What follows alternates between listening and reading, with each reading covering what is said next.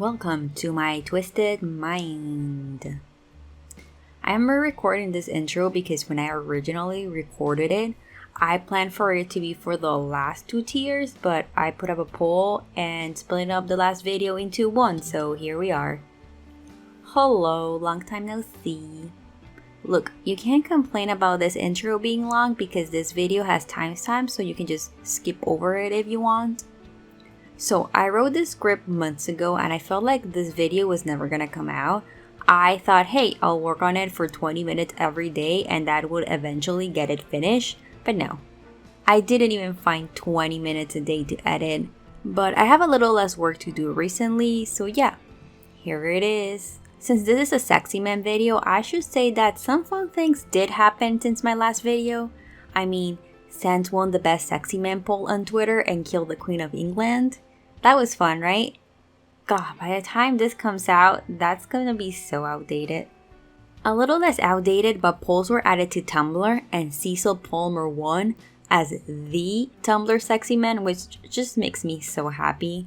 There's something about a character with no canon physical description winning that just makes it so Tumblr for me. I knew Cecil was too low in this iceberg. What I mean to say is, sexy men have come back in fashion, kinda, it seems, a little bit. Good for them. There's also so many new sexy men, the bonus video keeps getting longer. I probably shouldn't have to say this at this point, but if you haven't watched the previous videos, I recommend them. I don't think you need them to understand this video, but you know, continuity and all that. Actually, in the first and third parts, I explained the classes. That might be useful. Don't say I didn't warn you. I would like to restate some stuff anyways because why not, right? This is based on the Tumblr Sexyman Iceberg chart by user Silent Chatter on Reddit. I'm gonna be using the Tumblr Sexyman and Tumblr Sexywoman fandom wikis or the Sexypedias for most of this. Some are not in them, so if I get anything wrong or I'm missing information, feel free to correct me or add to it in the comments nicely. I'm only human and I'm trying my best. Also, as is the nature of the Sexypedia, a lot of the pages I'm referencing in this video might be gone by the time you watch this. So if you go check out a character and can find it, but I mentioned a class for them, check the Wayback Machine and you'll probably find the deleted page. A few disclaimers. I don't think all of these are sexy men, I'm just following the chart. I don't understand why some of them are in the list, to be honest. There may be some major spoilers, so if you see a character from something you're planning on consuming and don't want any spoilers, just be safe and skip ahead. Oh yeah, and a lot of the characters you will see in this list are canonly minors. I am personally not comfy with the sexification of minor, so I'm just here to document the phenomenon. I don't encourage it. All the lovely fan art you see in this video will be linked in the pinned comment.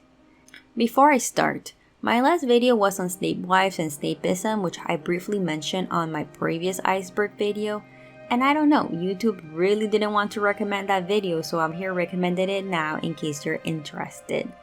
I read a whole scholar article for it, so it would be neat if you went and watched it.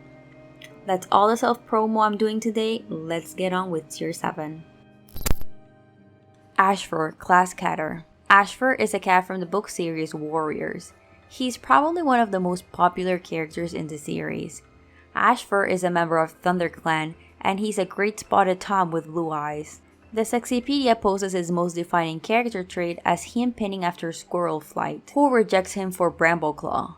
Due to this, his jealousy festers to the point where he attempts to kill her children.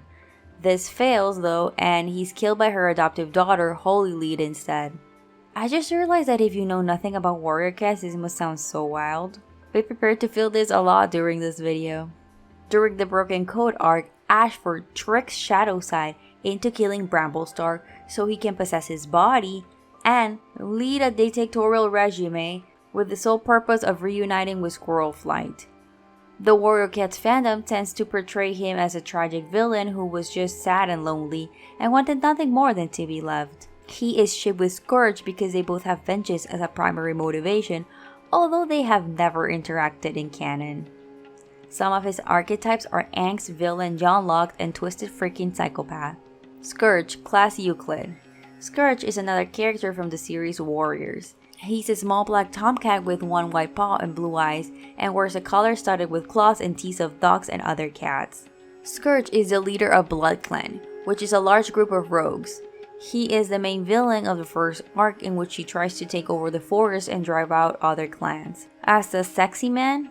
Sexy cat? Ew.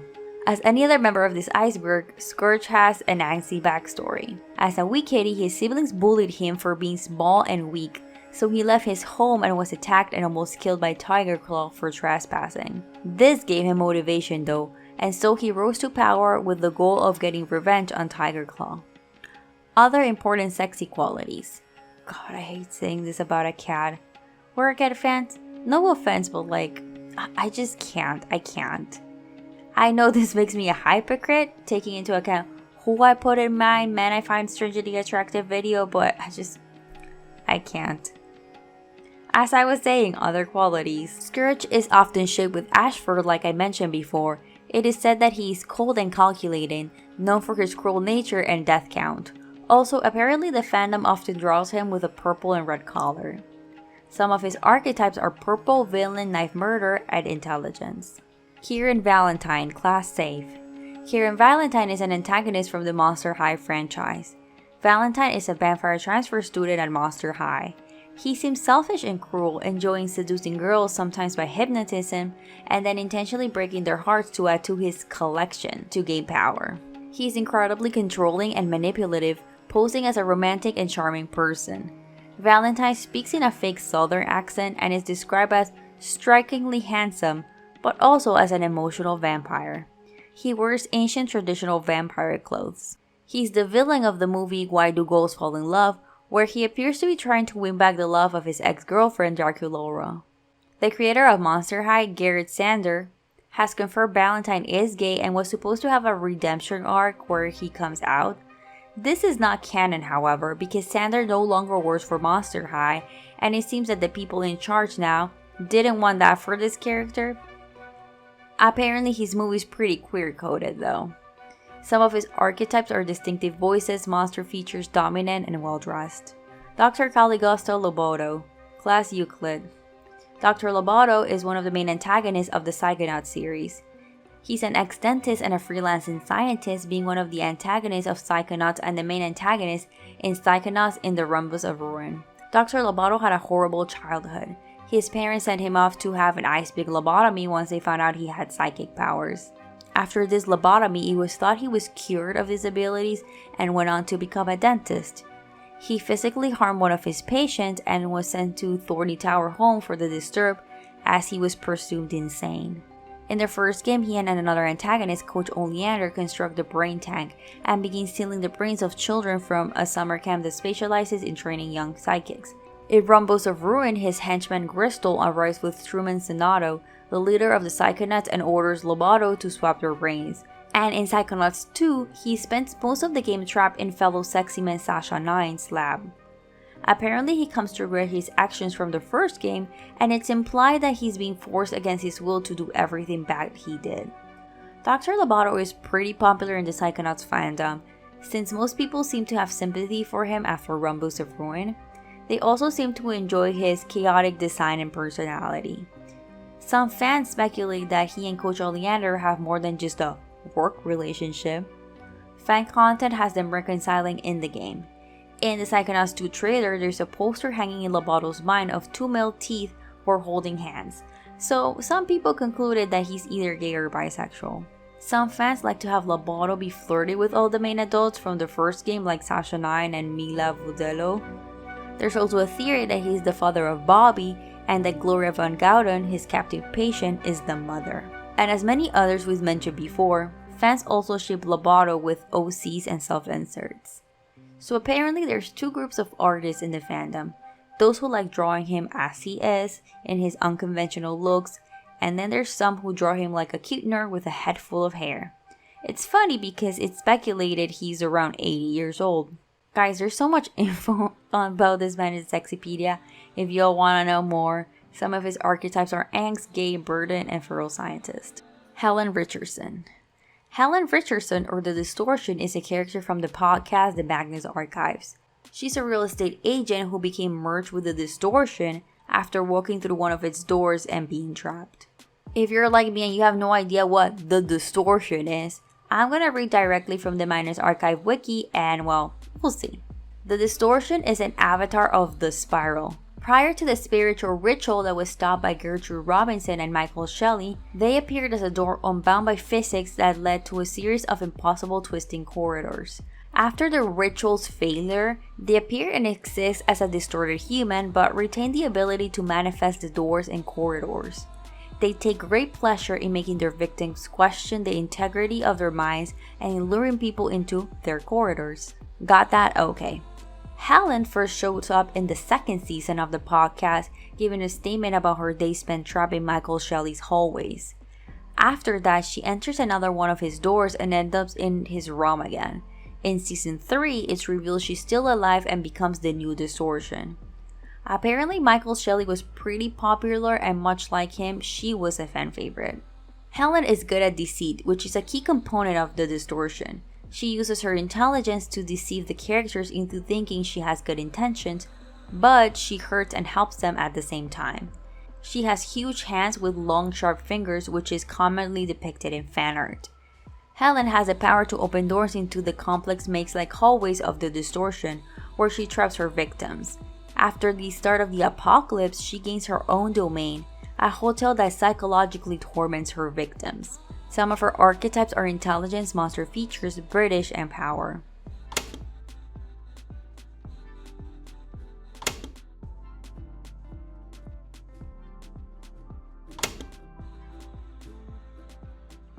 Elias Bochard, Class Euclid.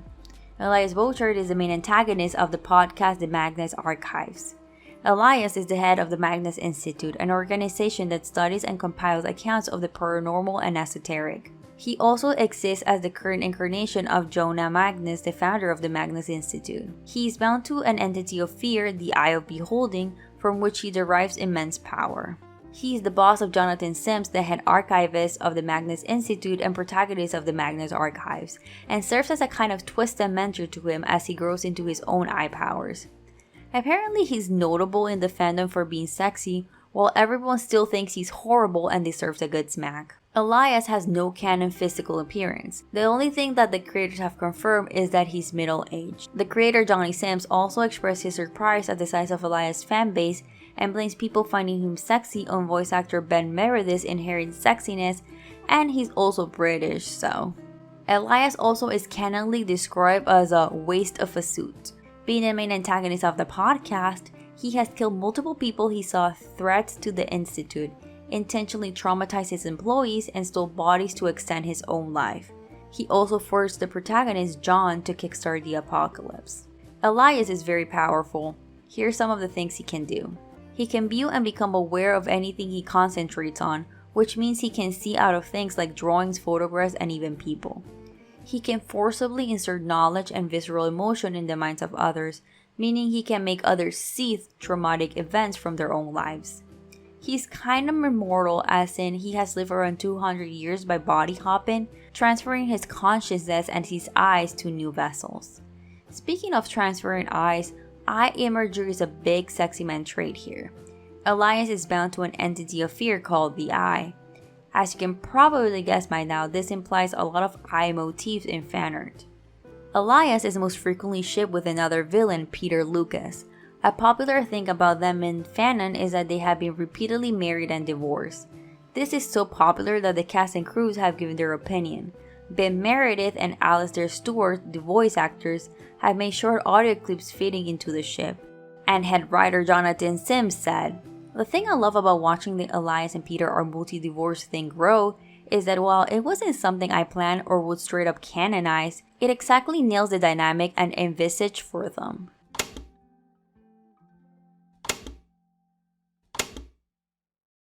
Tim, Class Euclid. Tim is the narrator of the children's educational web series Brain Pop. As a narrator, Tim explains the subject of the majority of Brain Pop episodes. He is an average nerdy teenager with a robot friend from another planet. So apparently the series started in 1999, but it wasn't until 2021 when it got a following. It's a small fandom, but most of it is dedicated to Tim. The fandom has made alternate universe Tims, like for example Emo Tim or Boy Scout Tim, and it's not super common, but there is some fan art of the many versions interacting with each other. The most popular ship in the fandom is Toby, the ship between Tim and Moby. They've called each other beautiful, go on trips together, and are roommates. Also, a few episodes have the ending scene be a heart around Tim and Moby. Despite all of this, it's technically not canon. Some of his archetypes are John Locke, distinctive voice, fan and splintering, and pale twink. Volina. Volina is an antagonist from the animated series Super Robot Monkey Team Hyperforce Go. She's barely in the show, only being in 6 episodes, but Volina is remembered and well liked in the fandom for her role in the plot of the show, her distinctive design, and evil personality. Volina was born to 2 seemingly ordinary parents, but later on it's revealed that they are the leaders of a cult that worships the main antagonist of the show, Skeleton King. She was offered to him as a disciple and was given some of his powers before being sent to the Savage Lands, where she would wait for years until the monkey team showed up. The next part is confusing and I'm quoting. When they did, she captured them and held them at bay while she attempted to sacrifice Jinmei, Robogirl, and love interest to main protagonist Shiro to the Skeleton King, who was kinda merged with the giant eldritch worm at the time. Don't question it. She was knocked into a formless pool and it was thought she drowned there, but later reappeared in season 4, becoming a recurring antagonist through the season. At one point she was a normal human, but the Skeleton King's power transformed her into the appearance she has now. Some of her archetypes are animal theming, dominating, burden, and eldritch. Carl, class Euclid. Carl is one of the main antagonists from the series All Hail King Julian and All Hail King Julian Exile, spin-offs of the Madagascar movies. He's a self-proclaimed genius, an eloquent, violent enemy of King Julian. Carl obsesses over Julian, leaving deadly traps and showing up in his bedroom late at night. He also seems to be well trained in the art of combat and has a knack for giving ominous speeches that end in sentences like "not yet" or "for now." Carl is obsessed with Julian, thinking that they were destined to be together. He also attempts to build memories of them together by savoring the moment. This is what leads fans to believe he's gay-coded, and while I can't imagine people not shipping this, let me just Google real quick King Julian x Carl. Oh yeah. Those two are def shipped. Is this a high school AU? Oh god, if I die today, this will be my search history. His archetypes are non-human, dominating, mad scientist, and villain amongst others. Mr. Mint. Mr. Mint is a character from the board game Candyland and Candyland The Great Lollipop Adventure. He's a lumberjack and is themed after peppermints and gum and resembles a clown. Here's his official bio from the Candyland website. Imagine sparkly minty snow, and giant peppermint sticks as tall as trees. Who would live in such a minty place? Why, the most fun-loving fellow in all of Candyland, Mr. Mint, of course. The tall woodsman lives in the peppermint forest beyond the peppermint falls. Be sure to stop by on your way down the path. Mr. Mint loves to laugh, so much he'll probably come with you on your adventure. For, as he always says, you gotta have fun. There's a lot of fan art of him as more aesthetically pleasing and conventionally attractive than he originally is. People draw him like a cute anime boy. The Sexipedia attributes this post as the one that might have started it all. Let's read it. Since a bunch of you are seemingly into tall skinny dudes with questionable choices, I present your next crush, Mr. Mint. Hey, can you kill me really quick? I don't want to see this get out of hand. Yeah, okay. I love how everyone's all like Tumblr when actually Candyland had canonically sexy redesigns in 2013. The idea of sexy guy might skew a little camp. I've hardly seen that stop anyone. Lord Licorice though. Hold on your steampunk cybergoth panties, folks. His archetypes are pale twink, clown, and well-dressed. Conrad Curse, class safe. Conrad Curse or Night Hunter is one of the Primarchs from the Warhammer 40k franchise. He's one of the emperors of mankind's 20 Primarch sons and the leader of the 8th Legion or the Night Lords. When he was young, he crash-landed on the planet of Nostromo and he became a vigilante that punishes criminals. He was eventually discovered by the Emperor, his father, and was put in charge of the 8th Legion. This legion specialized in terror tactics and psychological warfare. Conrad eventually learns of the rebellion against the Emperor and joins their forces. giving his legion to the dark powers of chaos. During and after the rebellion, Conrad orchestrated a campaign of terror across the galaxy. So while this character has been around for a while, his sexification is more of a recent phenomenon. Conrad has sharp teeth, all black eyes, and a certain unnatural gauntness. Do we need more than that? He's also very unkempt and ragged, greasy hair, long dirty fingernails, and bloodied armor. He was actually an urban legend on planet Nostromo for some years.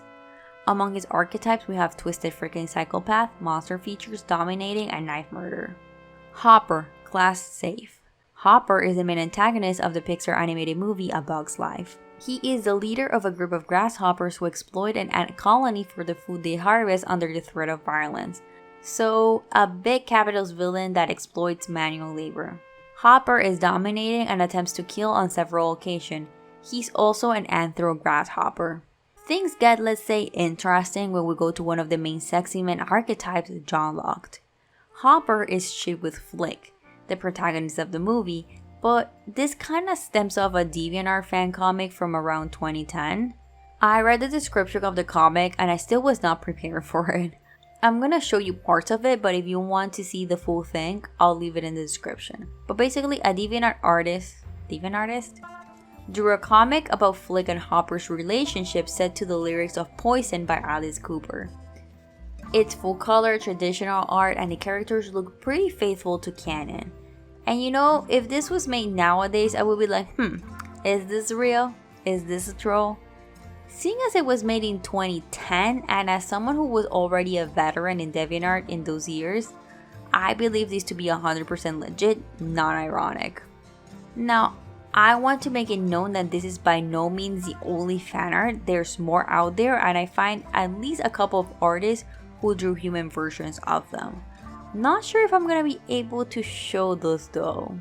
Also, Doja Cat has a crush on him as he does things to her. So yeah. A few of his archetypes are marked canon fan and divergence, power, villain, and dominating. Mr. Omega, class Thaumiel. Mr. Omega is a character present in the art project Omega Mart. He's more like the mascot to the fictitious supermarket. He's presented as a real person though. He first appeared as a character in the video Vintage Omega Mart commercial Super Family Store on June 24th, 2021. The whole feel of the Omega Mart is eerie and bizarre, otherworldly if you may. It's also very retro with commercials having a VHS aesthetic. All in all, it's mysterious, and as a mascot, all of this is attributed to Mr. Omega, who is clearly not really human and an object head at that, dressed with a bow tie and sweater. So quite a few sexy man tropes right there. The fandom it has generated is attached to him, with tons of fanart being drawn of him. Oh yeah, and the official Omega Mart Twitter page has recognized his popularity and teases it to its fans sometimes. Some of his archetypes are non-human, mysterious, capitalist, and fourth wall blurring. Cicero, class Euclid. Cicero is a character from the video game The Elder Scrolls V Skyrim. Cicero is a member of the Dark Brotherhood, a guild of assassins. He's the keeper of the Night Mother, a psychic horse that the Dark Brotherhood is meant to follow as a leader, and has somewhat of an obsession with her. Generally, the other characters around him regard him as insane and insufferable, because he likes to sing and dance in a very clownish manner that tends to be perceived as more creepy than endearing. During the Dark Brotherhood questline, he betrays the Brotherhood, and after tracking him down, you have the option to kill him or spare him. If you spare him, he becomes available as a follower with several unique traits. Some of his archetypes are angst, clown, technically antagonist, and distinctive voice. Shigareth, class Euclid. Shigareth is a character from the video game series The Elder Scrolls, mainly featured in The Elder Scrolls 4 Oblivion's DLC Shivering Isles. Shigareth is the Daedric prince who rules over the Shivering Isles. He's essentially the Elder Scrolls universe's god of madness. He has the drive to cause insanity in mortals by surrounding them with nonsensical actions and words. He tends to say things that most would think twice before saying, makes many random comments, and has a strange fascination with cheese. Some of it might be an act though. Shigareth can be surprisingly calculating when it benefits him, manipulating mortals to serve him.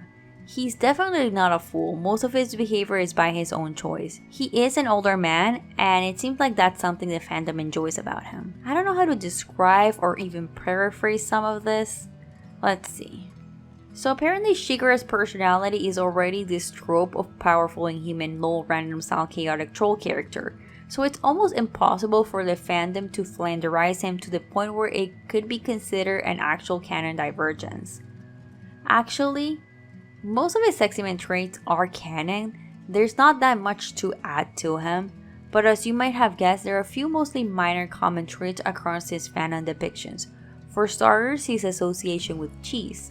I think I've explained what flanderization is before, but just in case, because it comes up a few times this video, it's when either the writers or the fandom takes a single trait from canon and exaggerated it to the point where it kind of becomes part of the character's personality, or the only part of that character's personality.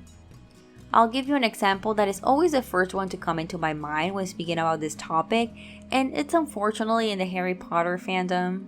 Draco Malfoy is seen in like 2 different scenes from the movie series with a green apple. He doesn't explain any particular feelings for the apple, he just eats one. In fandom, be it in fanart or fanfiction, you will see green apples being Malfoy's favorite fruit. He will always be eating one, he will have green apple scented things. I'm pretty sure that people even write his Amortentia potion smelling like green apple. There's also Drapple, which is the ship between Malfoy and an apple. I shit you not, this is a thing that exists, I'm not making it up. Gotta say this Pop Sugar article is wrong, you do not need to know about it. It's a cargo ship, and most, I would hope, cargo ships are also crack ships, so I will say if you see a cargo ship that is like character and food, there's usually flanderization with the food. That was an unnecessarily long explanation, back to the topic. Okay, so the fandom has made Shigura's upset with cheese. In canon, we do see his cheese antics spread around several games, cheese wheels on the table, a quest called Cheesemonger's Hollow. Fanon though brings it up as much as possible. I'm a quote. Eat, summon, rant about, weaponize, hoard, defend, and profess his undying romantic love for cheese. This cheese thing actually started in Oblivion when the line cheese for everyone became a meme. Another common fandom practice is using traits from his Skyrim and Oblivion appearances. So you will see him portrayed with the split dual color shirt of his Skyrim appearance with the golden split pupil cat eyes and bearded face from Oblivion. He's a Daedra, which are shapeshifters, so you will occasionally see sharp teeth or other uncanny features suggested, but Shigura comes off monstrous enough, which is why it's probably not more common. Something worth mentioning too is that he's not usually shipped with anyone. The Sexypedia says, when shipping does crop up, it's almost exclusively with the writer's own young attractive female Dovahkiin OC. What's perhaps most baffling about the lack of shipping is that you can find pretty NSFW things for the sex letters to him in another character's drawers, and more important, that Haskell is right there. Among his many archetypes, we have purple, all-powerful, duality, and burden-esque. Waluigi, class Thaumiel. Waluigi is a character from the Mario Bros. Franchise. He is Luigi's purple counterpart. Waluigi first appeared in the N64 game Mario Tennis and has never had a game of his own like Wario, and it's this that brings out the whole joke about him only existing as an evil version of Luigi. Actually, he doesn't seem to have any real motivations or antagonistic actions. If anything, he just shows up to play a little tennis. Apparently, some people ship Waluigi and Wario, which is something I have actually never encountered. Unlike Mario and Luigi, they're not related. I gotta say, I don't think Waluigi's a Thaumiel. I think he's actually a pretty popular sexy man. You don't actually have to look too hard to find sexy man content of him. Heck, some people even draw him with sharp teeth. Some of his archetypes are Duality, Mysterious, Ensemble Dark Horse, and Peltwink. Sauron. I'm guessing this is referring to Sauron from Lord of the Rings. So Sauron is the eponymous Lord of the Ring, maker of the One Ring from J.R.R. Tolkien's book series. The iceberg shows him as belonging to movies, so I was originally only gonna concentrate on Peter Jackson's Lord of the Rings trilogy and not the books or the video games, but you'll see that there's something that has more content apparently than the movies. He was also in the Hobbit trilogy, but like whatever. I don't even know exactly what to talk about here since he's not in the Sexypedia and like this guy is a lot. I guess we can start with the fact that he's the main antagonist of The Lord of the Rings. I'm here reading his Wikipedia article and literally falling asleep. Not because I think it's boring per se, mostly because I don't see how any of it is relevant. Fandom stuff I can find. In fanart, he's usually depicted as humanoid with glowing or cat-like eyes. I guess they do draw him pretty attractive, pale with long white or red hair. There's a lot of red and black in general in fanart of him. Does Sauron have a canon look in the movies? Because all I remember is his creepy ugly mouth. Maybe he does in the books, I don't know. Okay, adding the stuff I found. No canon description in Lord of the Rings trilogy, however, in the Silmarillion, I am not pronouncing that right, Sauron was a shape-changer taking the form of a serpent, a vampire, and a great wolf. Tolkien described him as having the form of a man of more of a human stature, but not gigantic, and as an image of malice and hatred made visible. He apparently gave off great heat. Isildur described his hand as black yet burning like fire. Gollum says he only has 4 fingers in his black hand. And that's all I could find of canon. Let me know if there's more. Okay, back to whatever I was talking about.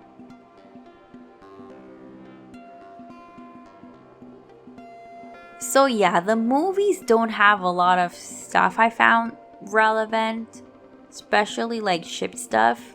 But in the Silmarillion fandom, not pronouncing that right, Sauron is often paired with Melor or Morgoth, the Vala he once served, and the ship is called Angband or Melron.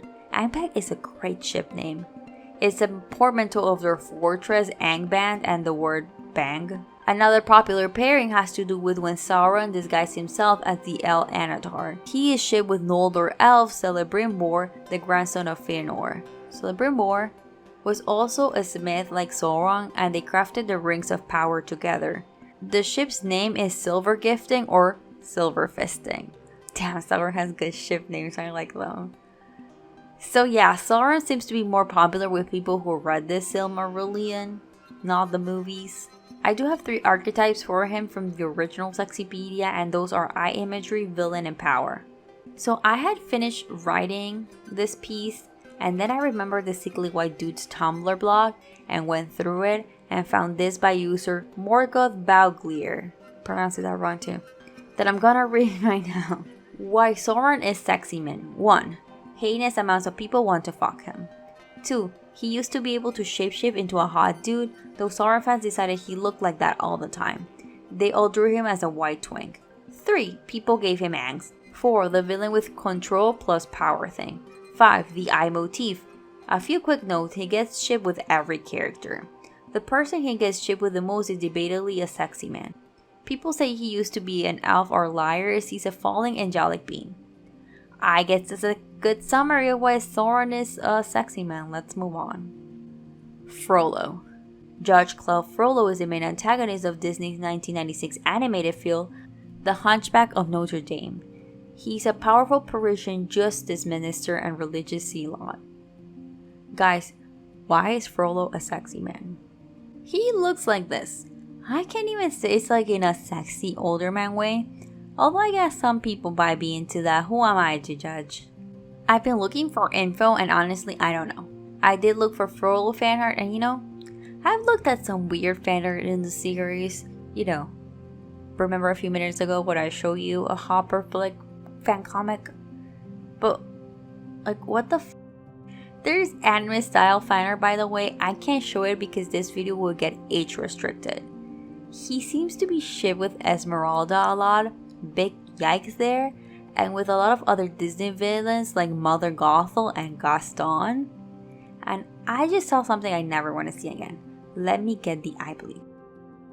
The only Sexypedia thing I can tell you is from the OG Sexypedia, where it describes archetype qualities as the caucasity and horny villain. I'm just gonna move on and forget about this. Hackula, class safe. Hackula is the boss character from the Rolv, I don't know how to pronounce that, Roblox game Arsenal. He appears during the 2020 Halloween update as a unique boss mode. Look, all I know about Roblox is that my 8-year-old niece loves it and I have no intention of knowing any more about it. So I'm sorry if I say anything that makes no sense. He appears in a mode called Hackula, of which he's the boss. As you already probably figured out, his name is a portmanteau of Hack and Dracula. Hackula is the strongest boss in the game, even though he has been nerfed a few times. Hackula references memes when he talks. He also consistently mocks the player during his fight. His attacks use glitching, one of them even leaving purple lines of code in his path. His vampire looks and fangs seem to be mostly for show, although he does have bat bombs. Something else that goes with the usual Sexyman purple motif is that he is a member of the purple team. This appears to be an exclusive team and most of its members are actually YouTubers. The final Sexyman aspect I can find is his looks. He's pale and looks like a stereotypical nerd character. Honestly, just look at him, we can see a lot of similarities with other characters in this iceberg. His archetypes include theme song, chaos lord, glitching, and dominating. Linebeck. Linebeck is a character from The Legend of Zelda: The Phantom Hourglass. He is the captain of the SS Linebeck steamboat which Link uses to travel in the game. Linebeck travels the world seeking treasures. He's a greedy yet cowardly pirate who makes excuses to stay in his ship while Link goes into dungeons. At the start of the game, he would call Link rude names and order him around. This attitude gradually changes. While he's not in the current Sexypedia, he was in the old one with the archetypes of duality and that face. I'm guessing this is mostly because one of the mods in the Sickly White Dude's Tumblr blog was into him, even going by his name. Other than that, I would be speculating on why he's a sexy man. There is some fanart that could be considered sexy, I guess, and he's frequently shipped with another pirate character from Phantom Hourglass, Jolene. The Man in the Yellow Hat. Class safe.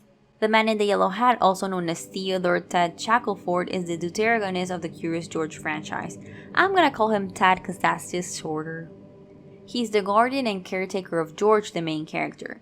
Ted has been around since the 1940s, but in 2006 there was a film and TV adaptations that brought him back into the spotlight.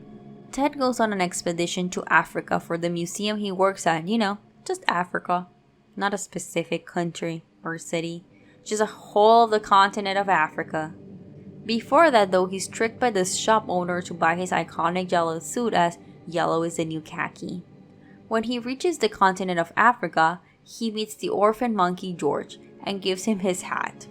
Fun fact, Barbary macaques are the only monkeys with no tails, so either George is one of those or he's actually an ape. Anyways, George follows Ted on the ship all the way to New York, and thus we have a series of adventures with those two. He's considered a DILF apparently because I guess he's like George's dad. Some people find his suits nasty, or as the Sexypedia says, yellow from toe to tip like a banana. He is voiced by Will Ferrell, who also voiced fellow Sexyman Megamind. I think the weirdest thing though is that apparently he's shipped with Jane from Tarzan. Is it because they both wear yellow? Is that what we look for in ships? Color coordination? Some of his archetypes are well-dressed, pale twink, and jaw-locked. Robbie Rodden. I can't believe Robbie isn't in the Sexypedia. He is in their original one though. Robbie Rodden is the main antagonist of the kids show Lazy Town. His whole personality basically revolves around him being very childless and kind of a coward. Robbie is not good with social situations, relatable. He usually tries to ruin the fun and teach people a lesson, but it's a kids show, so it's usually just harmless. What he is very intelligent, being able to create very complex inventions and ingenious plans in a short amount of time. Robbie does have a softer side, and it's shown that most of what he does is out of a desire to be loved and accepted. When shown kindness, he reacts with appreciation and softness and will participate in things he's invited to with enthusiasm. He also looks like this, so you understand why he's a sexy man, right? I remember a time when everyone was super into him and Spartacus, but maybe it was just the people I followed. There is some fanart of them, so it's definitely a thing. Honestly, I thought fanart of Robbie would be way more sexifying than it is, or at least what I'm finding. Rest in peace, Stefan Carl Stephenson. You really gave us an unforgettable character and performance. According to the original Sexypedia, his sexy man qualities are pinstripes and lanky villain. Tamatoa, class Euclid.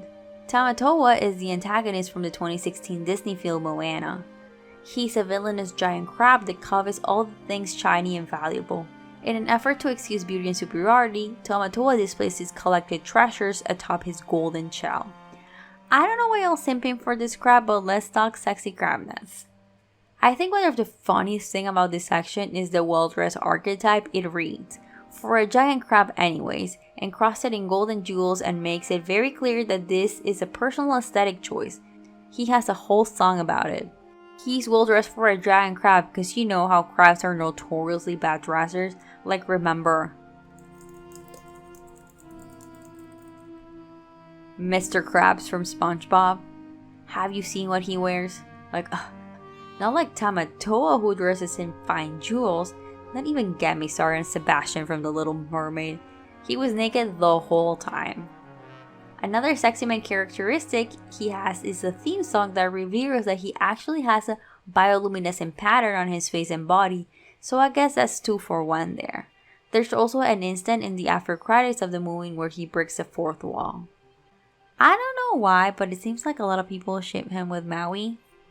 They actually don't mention this in the Sexypedia, but when I look for fan art, I actually found a bunch of humanizations of him. These are actually pretty neat in my opinion. I really love the ones where they play with bioluminescence. Like, wow, I'm actually enjoying looking through the fan art.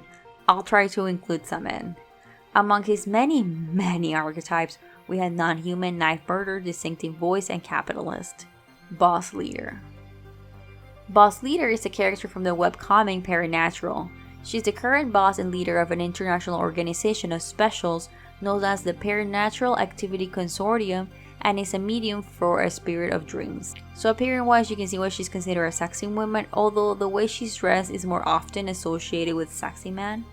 Her face has not been shown in comics yet, which adds an air of mystery. Mysterious is apparently something she likes to be perceived as, according to the Paranatural fandom wiki. Boss Leader likes to drop in on people unannounced because it lets her see people's true faces and also makes her seem more mysterious. She's also described as a decisive teacher. However, she doesn't seem to take her employees seriously, as she often makes fun or scares them. Boss Leader seems to enjoy using her power over dreams to create disturbing and comedic visual gags. Speaking of her power, she can enter people's subconscious and will and manipulate their dreams. This includes shapeshifting and altering the perceived duration of dreams. As with most characters that are not on the Sexypedia, I can only speculate, but she is in the original Sexy Womanpedia with the note that says, she's a definite example of a female suitman. Also, she's a generally fun character. Her archetypes according to this are non-human, MILF, suit, and mysterious. Sideshow Bob, class safe. Sideshow Bob is a major antagonist of the TV show The Simpsons.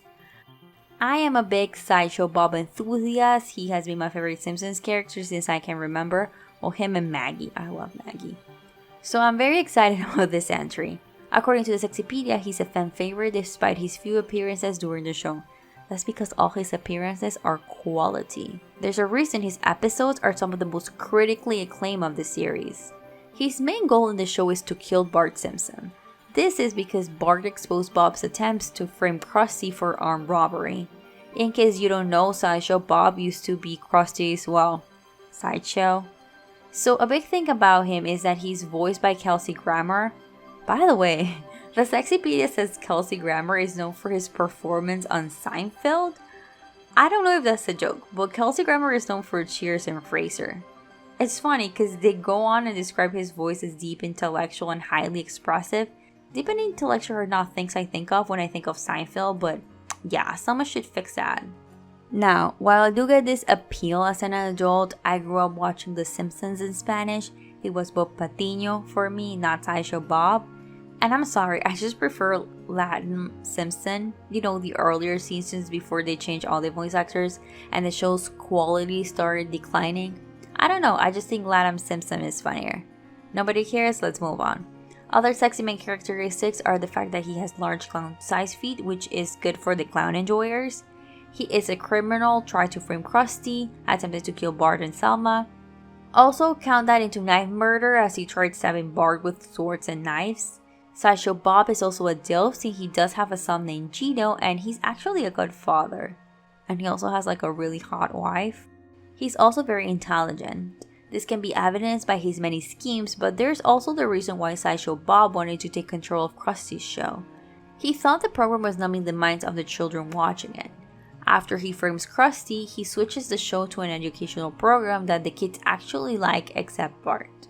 I love you, Bart, but I'm a Sideshow Bob apologist. Krusty should have remained in jail. I mean, he deserves it. I am here revealing that I actually know too much about The Simpsons. It's funny because I haven't actually properly watched the show in years. I used to watch reruns all the time when my brother lived here, but ever since he left, I'm just not the type of person to turn on the TV to watch a show. I think I do have a streaming service that has it, so I might watch it there. I kind of want to now. Something I didn't know is that apparently Bob is shit with Krusty by the fandom. I don't like it.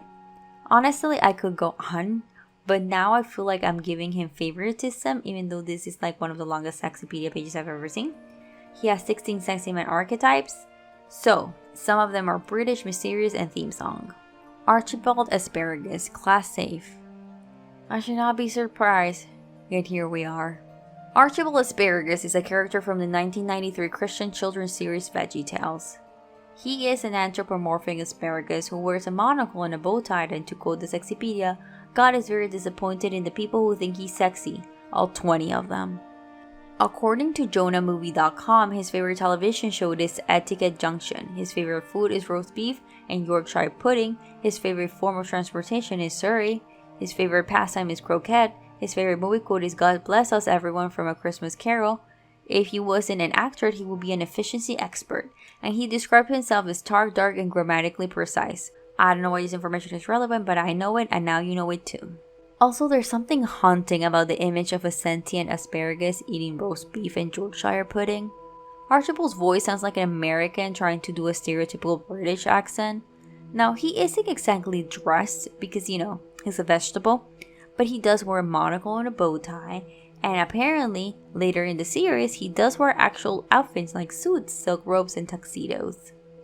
The VeggieTales fandoms like draw him as a pale white guy and shapes him with Larry the Cucumber. His archetypes are non-human, distinctive voice / British, white twink humanization, and well-dressed. Clay Pumpington, class safe. Clayton Clay Middle Initial Pumpington is the main antagonist and one of the central characters of the Adult Swim series Moral Oral. Clay is the mayor of Moralton and the father of the main character, Oral Pumpington. He's a self-hating, self-sabotaging, and very troubled character. So according to the Sexypedia, despite the Moral Oral fandom being quite small, Clay was sexualized by part of the fandom when the show was still airing and they were more active. There might still be some people out there into him, who knows. Moral Oral is a pretty angsty show from what I can see. He is also the antagonist of the show. He's white and he dresses like this, so yeah, I know you see it. Clay is the immortal father of the main character, making him a, you guessed it, DILF. Tons of DILFs today. Some other things. Clay has a marked canon fandom divergence, as in he is canonly incredibly abusive, but fans make him out to be sexier and more appealing than he is to the average viewer. He is a twink. Twink DILF? DILF twink? I don't know. Also through the series, Clay is seen flirting with Oral's coach and Shapey's father, Daniel Stopframe. This leads to him being confirmed to be romantically interested in Daniel, so the fandom tends to interpret him as gay or bisexual. Archetypes include angst-dominating villain and theme song. Marvin, class neutralized. Marvin, also known as Marv, is a robot character from The Hitchhiker's Guide to the Galaxy. He's the Starship Heart of Gold's resident robot. Marv suffers from severe clinical depression. His title is the Paranoid Android, but he doesn't seem to have paranoia. According to the Sexypedia, the fact that the movie came out 2 years before Tumblr was even a thing hindered him becoming a sexy man, but he would have had a good chance otherwise. I tend to disagree with these types of take, as you might know, because there's plenty of pre-Tumblr proto-sexy men as we have covered before. I would say it has more to do with the type of fandom that Hitchhiker's Guide to the Galaxy has, if anything, but also I personally just don't see it. A few sexy man characteristics mentioned though are his glowing green eyes, the fact that he's a robot, and that he's voiced by Alan Rickman. Can't believe Alan Rickman is showing up again, I need to let that man rest. His archetypes are glowing neon, intelligent, non-human, and distinctive voice. Thrax, class Euclid. Thrax is the main antagonist of the 2001 film Osmosis Jones. I think we need some context to Osmosis Jones for this one because I feel like despite it being a great movie, I remember watching it a bunch when I was a kid. I rarely see people talk about it these days, and I think that what I'm about to explain next might be very confusing if you have no idea what I'm talking about. Not that that has stopped me before, but I actually know about Osmosis Jones, so I feel like I can explain it unlike some other stuff we've seen previously. Osmosis Jones is a movie that combines live action and animation. On the live action side, we have Frank played by Bill Murray, and he's just like a guy. He has a story, but that's not really relevant. The animated part of the movie is what happens inside of Frank. The inside of his body is called City of Frank, and it's where we meet the titular character Osmosis Jones, who is a white blood cell. White blood cells are cops in this movie, so yeah. Our sexy man comes in when Frank eats a boiled egg that fell into a chimpanzee's habitat, and this allows the virus tracks to enter his body. I think that's enough context. So there's not a lot known about Thrax before he entered Frank's body. He's just a deadly virus known as La Muerte Roja or the Red Death, and he's hell-bent on killing all the cells in Frank's body. An interesting thing about Thrax is that even though he exists before Tumblr was even an idea, he has so many sexy man qualities that he even has an archetype of bait, even though that's impossible. Something about him I forgot to mention is that he's voiced by Lawrence Fishburne, so you know he has the smooth, calm voice. Thrax has yellow eyes, long fingers that glow dark orange, tentacle-like purple hair, and he wears all black. So there's a lot of sexy man characteristics. However, human fan art of Thrax usually depicts him black since his voice actor is also black. He's cheap with Osmosis Jones. The Sexypedia is like, he's cheap with Osmosis Jones even though they fought in combat and tried to kill each other. Like that isn't the mark of a sexy man ship. He's also often shipped with people's OCs. Are there Osmosis Jones zonas? That sounds like a cool idea. Fan Thrax is often portrayed being muscular, and even though he dies at the end of the movie, fanfiction is written where he's alive. Thrax is the most popular character from the movie, so you'll find a lot of fan art of him. A few of his archetypes are dominating quotable catchphrases and knife murder. Dick Dastardly, class Euclid, approaching Catter. Dick Dastardly is the main antagonist of the animated movie Scoob, although he was originally a character from multiple Hanna-Barbera cartoons like my fave, Wacky Races. He is voiced by Jason Isaacs. Sexy Man Dick Dastardly comes from the movie Scoob, which interprets the character in its own way. In the movie, he's being pursued by the Blue Falcon for stealing major historical artifacts. He wants to use Scooby-Doo to open the gates to the underworld. Maybe I should watch this movie. Dick Dastardly is cocky, egotistical, and very power-hungry, desired world domination. He's also shown to be sly and charismatic, as well as faithful companion to his lackey Muttley. He commands an army of evil robots while wearing a nice purple overcoat. So yeah, sexy man he is. According to the Sexypedia, ever since his new design was revealed for the movie, fans went wild. Apparently, he's also one of the best parts of the movie.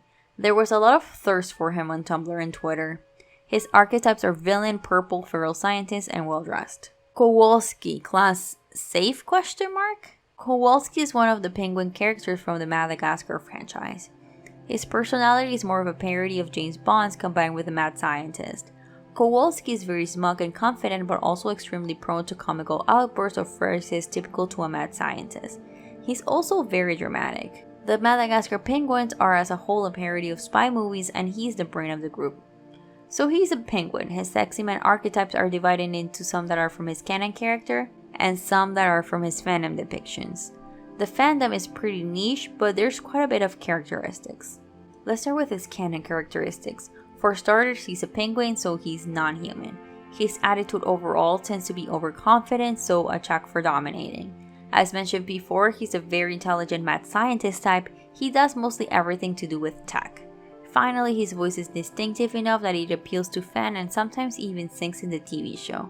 Now let's move on to the fandom exclusive archetypes, and you'll see how he truly becomes a sexy man with them. In canon, Kowalski is angsty in very few occasions. However, the fandom felt that he was missing angst, and so he was given this characterization that makes him an incredibly dark, twisted, tortured bad boy. Some even go on the route of being driven murderously insane by a combination of rejection and mad science. Speaking of mad science, a common fandom trope is giving him monster features that he got either through some kind of lab accident or a curse. This is a driving force to the whole angsty knife murder thing I just mentioned. Some of these features include monstrous eyes, fangs, becoming a werebeast, changing colors, and being transformed slowly into a murderous robot by self-made nanobot plagues. Person who wrote this page on the sexy feed, are you okay? You seem to know a lot about this, but also hold a lot of contempt over all the fandom things. I hope you're well, thank you for your hard work. Also, if someone has a self-made nanobot plague fanfiction, please send it to me or comment the name. I would like to read it for something I'm working on, thank you. So canonically, he has like 2 female love interests, but in fanfiction, he was almost universally shipped with King Julian. And apparently, it also proved to birth a lot of Emperor fics. I hate myself. Other popular ships include Rico or Marlene. Something else to mention is that people used to ship the penguins with each other until it was revealed that they were all brothers. So yeah. The last 2 things I want to talk about go hand in hand in my opinion. Wing and wing. Flappers? What a penguin's art thing it's called. You know what? That doesn't matter. Surprising no one, Kowalski has a white twink humanization and is a suit guy. So yeah, most of his humanization art is a white, tall, thin twink. And well, he's a penguin, so he has to have a suit, right? It would be ridiculous if he didn't have a suit. I think I've talked about this too much now, so archetypes are dominating angst, intelligence, and twisted freaking psychopath. Miss Piggy.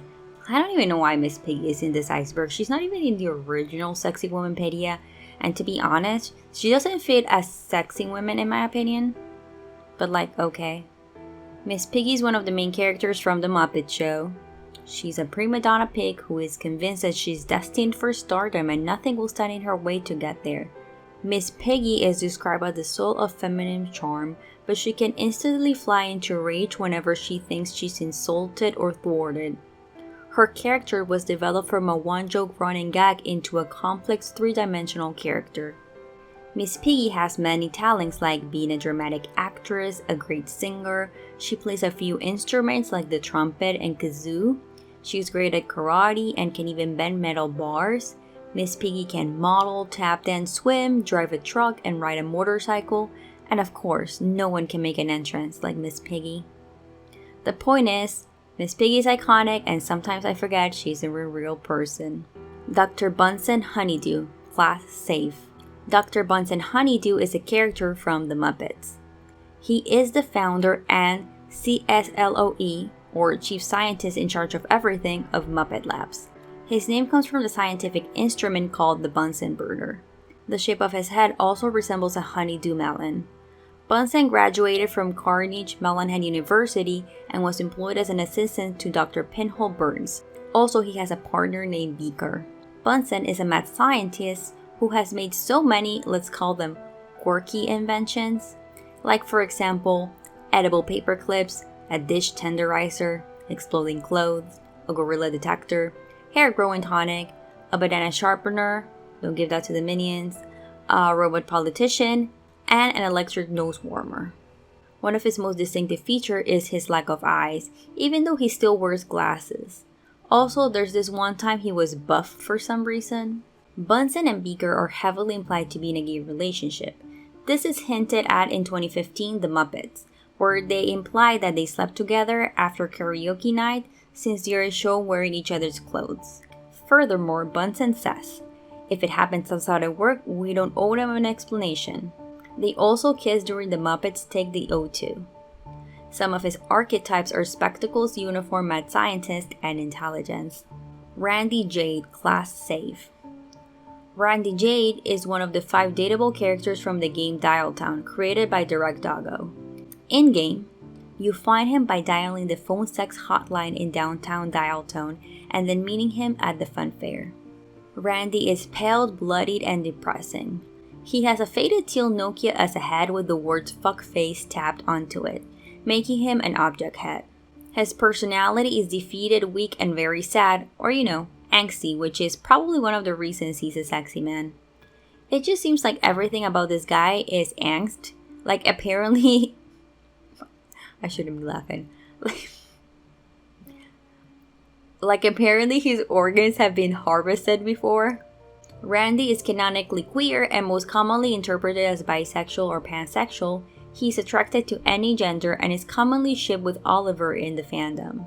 Randy works as a swine wrangler and mentions multiple times he bathes in puddles on the street. You even find him sleeping in a dumpster at one point. There's not much difference between canon and fandom Randy, but some have given Randy an evil or dominant side. Some of his archetypes are white, unkept man, and gay. Jumping Johnny Jumble, class safe. Jumping Johnny Jumble is a character from the obscure HBO educational show Crashbox. He's the game host and DJ of a segment of a show called Radio Scramble. There's not much known about Johnny or any of the other characters from Crashbox since the show isn't character driven. The show is about the audience solving games and puzzles.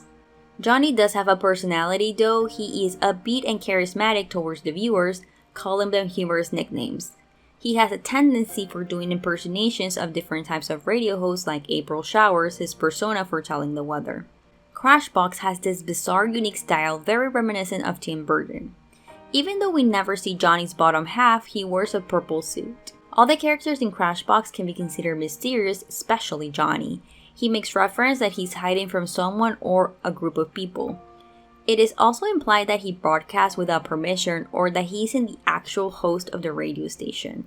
There isn't a super consistent fandom for the show, but there's a couple Tumblr Sexyman traits. Crashbox fans ship Johnny with every other male character in the show, despite them not even interacting. He's more often shipped with the characters Sketch, Eddie Bull, and Professor Rocket.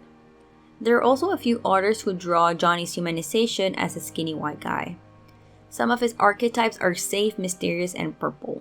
Master Shake, class safe. Master Shake is a character from the Adult Swim animated show Aqua Teen Hunger Force. This show is like an earlier Adult Swim show from the year 2000 and it's basically like stoner comedy. It's about anthropomorphic food from a detective agency even though they do very little detecting. There's Frylocks, a box of fries with laser abilities, Meatwad, what a meat, and our sexy man Master Shake. Master Shake is just steerable, lacks compassion, intelligence, energy, ethics, or just any skill. His behavior is erratic and violent. Master Shake tends to bring chaos wherever he goes. He has a son which is just a smaller, kinder milkshake named Jesus Ezekiel Jesus. People shit him with Frylock for some reason. This is another one of those Sexypedia articles that has a lot of information but seems to be written by someone who holds a lot of contempt for the character and the show in general, so I hope you're doing well. Some of his archetypes are John Locke, Dilf, and distinctive voice. Poppy. Poppy is a character from the show Poppy the Performer. He is an apprentice clown in Wolf Circus. I'm a little confused by his inclusion since from everything I can find, Katamono is a more popular character and more of a sexy man with his own page in the Sexypedia. So this show is known for being very violent. It follows Poppy and his assistant Katamono as they attempt various circus tricks and their daily lives as performers. Things always seem to go wrong. Poppy is really short-tempered and jealous throughout the show. He wants to be better than everyone else in the circus. You can trace back most of his bad behaviors to jealousy. While it has been confirmed that Poppy is male in the past, creator Wakaku Masuda has suggested that while Poppy was said to be a boy, his gender is more complex than male or female and he doesn't want to commit to a label. He just wants what he wants. The other creator, Ryuji Masuda, they're a couple by the way, the creators, has stated that Poppy has no romantic experience and doesn't know if he likes men or women. I also thought a nice fun fact is that Poppy's favorite video games are Undertale and Pikmin. From the Katamono Sexypedia page, I found out that they are frequently shipped together and do genuinely care for each other, despite how often they are at each other's throats. And that was tier 7. Weird one, right? Okay, so future videos. I have a lot of plans, lots of ideas. I have a video series I want to do, but it's really ambitious and will take so much time that the only way I can do it is if I get a second laptop, which is impossible right now. But who knows, maybe one day. I will be doing smaller videos in between, but for the immediate future, I always said the video after this one would be the bonus video with all your entries that aren't in this iceberg, but at this point, that list is almost as long as this whole thing, so that might take time. I was thinking while I work on that, I can do a video where I rank all the sexy men, well, maybe not all of them, but a bunch of sexy men. The sexy men and sexy women tier list, if you will. And I thought it might be fun to just live stream that here on YouTube. I've never live streamed on YouTube before, but hey, there's a first time for everything. Then I'll take that video and edit it and put it up. Sounds fun? Who knows? So yeah, if you see that stream coming and you want to join it, do it. Let's rank this sexy man. And yeah, that's it. If you enjoyed this video, make sure to like it. And if you're new, make sure you subscribe. I can't even tell you what I do videos on these days because I don't know. But sometimes they're mostly about art and internet related stuff. So hang out with us if you want. I also stream on Twitch if you want to see these speed paints done in real time. That's where you should go, and sometimes I play video games too. If you have any suggestions for topics, you can leave them here or on any social media I have on the description. So be sure to check those out for that and updates about videos and art stuff. Thank you for watching. Special thanks to my patrons who somehow stick around even with the lack of content this past year. And yeah, see you next time. Have a good day, good night, and good fight. Bye.